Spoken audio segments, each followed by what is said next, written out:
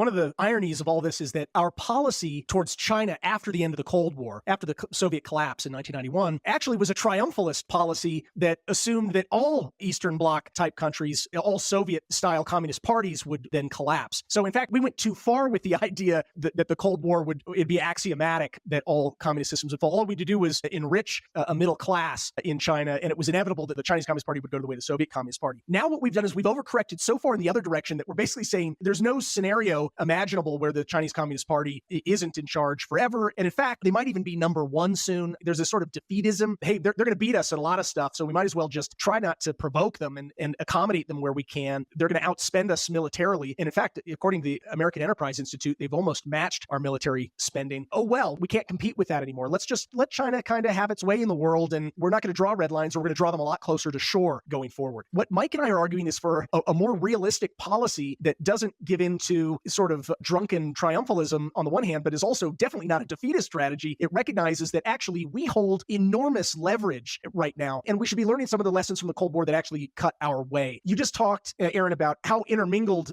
our allies' economies are, even our own economy is with China. It turned out that we were able to use that to our advantage against the Soviets eventually. When we, late in the Cold War, after the Soviets had gained significant market entry into Western Europe for their energy supplies, that ended up serving as leverage against the Soviets. We turned it around against them when President Reagan persuaded the Saudis to increase oil production. The price of oil came down. It really hurt the Soviet economy and their budgets when the price of oil came down. And we were able to start threatening even their access to the West. So basically what looks like Chinese inevitable growth actually is a growing area of vulnerability for them. President Trump used to talk about how in a trade war, America wins because we have more ammo, as he put it. By that, he meant that for every dollar of stuff, goods and services America sells to China, China sells us $5 of goods and services. That actually gives us the leverage. It means, especially right now where Beijing has no real domestic consumer economy to speak of, their whole strategy is to grow themselves out of the hole they're in by just selling more stuff to the United States and Europe. This is